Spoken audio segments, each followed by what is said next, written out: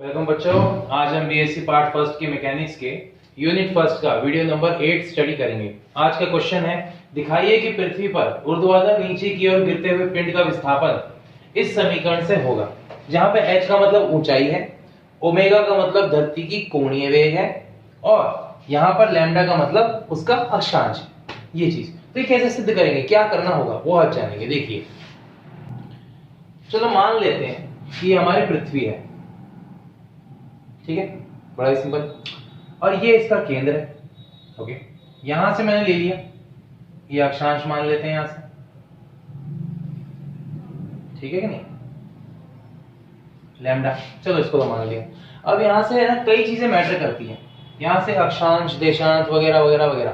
तो चलो इस वाली दिशा को, ये वाला जो है, इसे हम मान लेते हैं के डैश कैप, ठीक है, धरती का घूर्णन गति ना।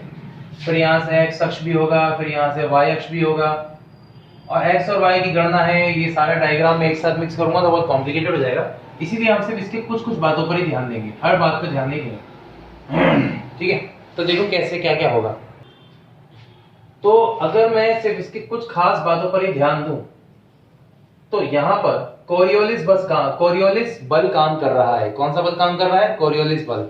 और कोरियोलिस बल होगा माइनस का 2m ओमेगा क्रॉस v, मतलब v यानी रेखीय वेग का और ओमेगा का कोणीय वेग का गुणनफल, v डैश। यहां से वस्तु गिर रही है, जब कोई वस्तु गिरती है तो उसका जो वेग होता है वो होता है v बराबर माइनस का gt, ओके, और के कैप की दिशा में, ठीक है कि नहीं, ये चीज। और ये जो ऊपर की तरफ है, ये अपने को कोणीय वेग को प्रदर्शित करने वाला कर रहा है, कि धरती ऐसे घूम रही है ना, देखो यू, तो ये ओमेगा इधर से लेने की बजाय इधर से लेकर गणना करने की स्टार्टिंग की गई है। अब सुनो, तो होगा यूं कि वस्तु ऊपर से नीचे गिरेगी सीधा यहाँ पे, पर धरती तो खिसक रही है आगे की ओर, तो धरती अगर आगे खिसकेगी तो इसका मतलब वस्तु यहाँ गिर के यहाँ गिरेगी। ये गलत पोजीशन है, ये सही पोजीशन है। तो यहाँ से लेकर यहाँ तक का जो विस्थापन है वो होगा x डैश, यहाँ से लेकर यहाँ तक की जो ऊंचाई है वो होगी h। अब ऊंचाई और जैसे गिरने में एक समय लगेगा t, वो t जो होगा उसी की हमें मान ज्ञात करनी है। अब इसको मान ज्ञात कैसे करेंगे? s बराबर ut plus half at square के हम नाम से एक समीकरण जानते हैं, गति का द्वितीय समीकरण होता है। तो अगर मैं u का मान रख दूं 0, ठीक है ना, और s की जगह रख दूं h और a की जगह रख दूं माइनस का g, माइनस का क्या रखूंगा, चलो g रख देता हूं बस, ठीक है कि नहीं। तो यहाँ पर h is equal to 0 into t plus half g t square, गति के द्वितीय समीकरण से।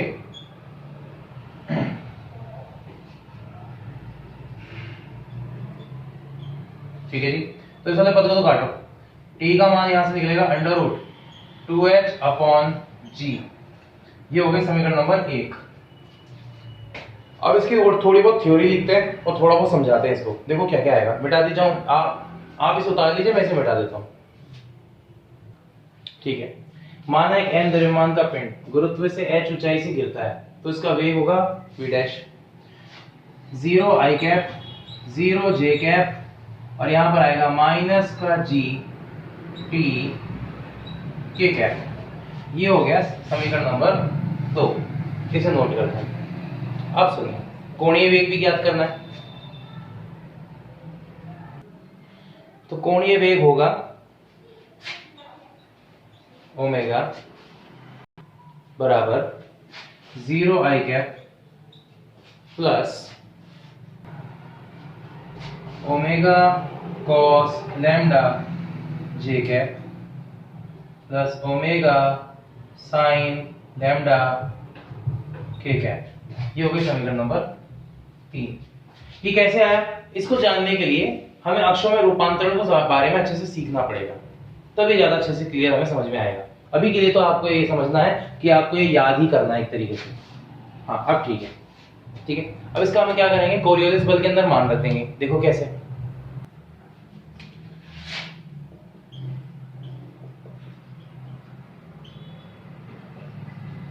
कोरियोलिस बल F vector is equal to होगा माइनस का 2m omega cross we dash. ठीक है, समीकरण 2 व 3 से एफ वेक्टर बराबर माइनस का 2m, यहाँ पे पहले ओमेगा का मान रखा जाएगा 0 i cap plus omega cos lambda j cap plus omega sine lambda k cap cross यहाँ पर 0 i cap 0 j cap minus का जी टी के कैप। ये सारे मान ये क्रॉस गुणा में है, तो इसे हम डिटर्मिनेंट के रूप में लिखेंगे माइनस का 2m आई कैप जे कैप के कैप। यहाँ पर आएगा पहले इसका मान 0 omega cos lambda omega sine lambda, यहाँ 0 0 माइनस का जी टी। ठीक है कि नहीं। अब हम बात करें, ये त्रिभुजाकार मैट्रिक्स है तो इन जीरो का अर्थ नहीं है, तो मैं अगर गुणा करना चाहूँ शॉर्ट में तो जाहिर सी बात है इन तीनों को गुणा करके भी सरलता से उत्तर निकाल सकता हूँ। तो अगर मैं सीधे सीधे से गुणा करता हूँ तो एफ वेक्टर का मान जो आएगा वो होगा माइनस का 2m इनका गुणा आई कैप का गुणा, इसके अंदर होगा ओमेगा कॉस लैम्डा का गुणा और माइनस का जीटी शॉर्टकट में। तो F बराबर आएगा सीधा सीधा 2m GT omega cos lambda. बड़ा ही सिंपल था, बिल्कुल। अब यहाँ पे हम F को M को जानते हैं, F को जानते हैं वो होता है MA डैश हो जाएगा और ये होगा 2m GT omega cos lambda. इसमें से M से M कटा, A डैश का मान आएगा 2g ओमेगा कॉस लैम्डा, इसको तो एक जगह रख दो, बचा ये t। यहां तक की बात तो सभी को समझ में आ गई होगी। अब इसका क्या करेंगे, यहाँ पर एक बार रेसिप्रोकल इसको लिखते हैं v डैश अपॉन में dt बराबर 2g ओमेगा कॉस लैम्डा, ये पूरा का पूरा पद और ये t 0 से t तक समाकलन करने पर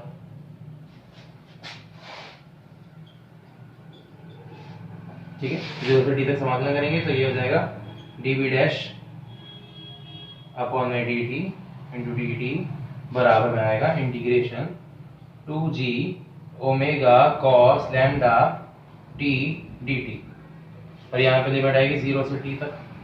जब इसको हल करेंगे तो हल करके इसका मान तो आएगा v डैश और इसका उत्तर आएगा 2g ओमेगा कॉस लैम्डा और यहाँ पर आएगा t स्क्वायर अपॉन 2 माइनस 0 का स्क्वायर अपॉन 2। मैंने सीधे सीधे समाकलन कर दिया जल्दी से इसीलिए। तो अब इसको सॉल्व करेंगे तो v डैश का मान आ जाएगा आपका सीधा सीधा 2 से 2 कटा, वो आएगा g ओमेगा कॉस लैम्डा और यहाँ पर आएगा t स्क्वायर। ये हो गई समीकरण नंबर 4। ठीक है, यहाँ तक तो बात समझ में आ गई। नेक्स्ट, अब यहाँ पर तथा v डैश को लिखा जा सकता है dx डैश अपॉन में dt। Okay, g omega cos lambda t square. अब फिर से इसका एक बार और समाकलन कर देंगे। देखिए वैसे मिटा देता हूं यहां से यहां तक। तो 0 से t तक समाकलन करने पर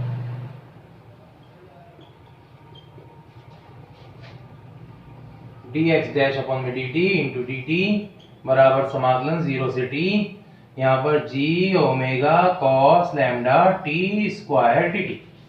तो भाई यहाँ से यहाँ तक का सॉल्यूशन आएगा x डैश और ये आ जाएगा g ओमेगा cos लैम्डा और यहाँ पर आएगा t क्यूब अपॉन में 3।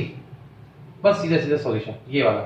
यहाँ तो समीकरण आ चुकी है। इस समीकरण को क्या देंगे, समीकरण नंबर 5। अब समीकरण 1 से जो शुरू में समय निकाला था ना, याद है, वो वाला मान यहाँ रख देंगे। x डैश बराबर g omega cos lambda upon में 3 और यहाँ पर t की जगह रखा जाएगा under root 2h upon g की पावर 3। यहाँ तक की बात देख लीजिए। अब इसके आगे x डैश बराबर इसको लिखा जाएगा g omega cos lambda upon में 3। फिर इसको लिखा जाएगा ऐसे 2h upon g under root में भी 2h अपॉन g। ये सभी को पता है कैसे आया। अब इसके आगे उस हिस्से को मिटा के मैं लिखता हूँ। तो जी देखो क्या करना होगा, इसको सही तरीके से लिख देंगे, बस जी से जी कट जाएगा और उसके बाद सॉल्यूशन अपने आप आ जाएगा। बड़ा ही सिंपल शब्दों में कहूँ तो जी से जी कैंसिल और x डैश का मान आ जाएगा 2h ओमेगा अपॉन में 3 cos लैम्डा और ब्रैकेट के अंदर 2h अपॉन में g। यही हमें सिद्ध करना था और ये हमारा आ चुका, हेंस प्रूव। क्या अर्थ है इसका, मैं समझाता हूँ। बड़ा सिंपल है। जैसे एग्जांपल के अगर मैं अपने पाँव की तरफ देखूं और इस पेन को गिराऊं तो ये मेरे ठीक पाँव के बीच में गिरेगा, बिल्कुल सही, ओके।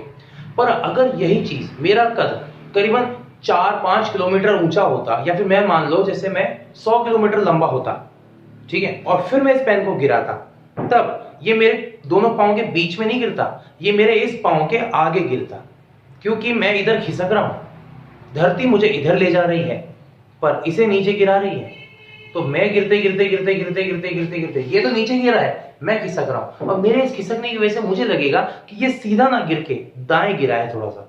तो कितना दूर गिरा है, मेरे दोनों पाँव के बीच में से कितना दूर गिरा है, ये कितना विस्थापित हुआ है, वो इस सूत्र से पता चलेगा। चीजों के बारे में हम थियोरेटिकली पढ़ तो लेते हैं, मैथमेटिकली फॉर्मूला कर भी लेते हैं, पर इसका प्रैक्टिकल मीनिंग क्या होता है, प्रैक्टिकल मतलब क्या होता है, इसे जानने के लिए भी कई समय लगता है। आपको क्या लगता है कि बहुत सारे बीएससी वगैरह है, सब पढ़ाते हैं, करा देते हैं, डेरिवेशन करा देंगे, कोई बड़ी बात नहीं है, पर उसका सही मतलब, सही मीनिंग जानने में बहुत साल लग जाते हैं, सही मतलब समझने में। इसीलिए बीएससी कईयों के होने के बावजूद भी अधूरी रह जाती है, इसका अर्थ नहीं जानते वो। इसी अर्थ को समझना ही हमारे लिए मेन चुनौती है। ठीक है बच्चों, ऑल द बेस्ट। और मैं ये हमेशा कहता हूं कि हमेशा जाहिर सी बात है मुस्कुराते रहना चाहिए। मुस्कुराने से हर समस्या का सुलझना हो जाता है। कई लोग तो ऐसे हैं जिन्हें हमें मुस्कुराते देख के अपने आप मुस्कुरा जाते हैं। मतलब जब हम मुस्कुराते हैं तो ही मुस्कुरा जाते हैं। अच्छी बात ना मुस्कुराना, मुस्कुराते रहा करो, अच्छे लगते, मुस्कुराते ही रहना चाहिए। ठीक है बच्चों, take care to you and love you all.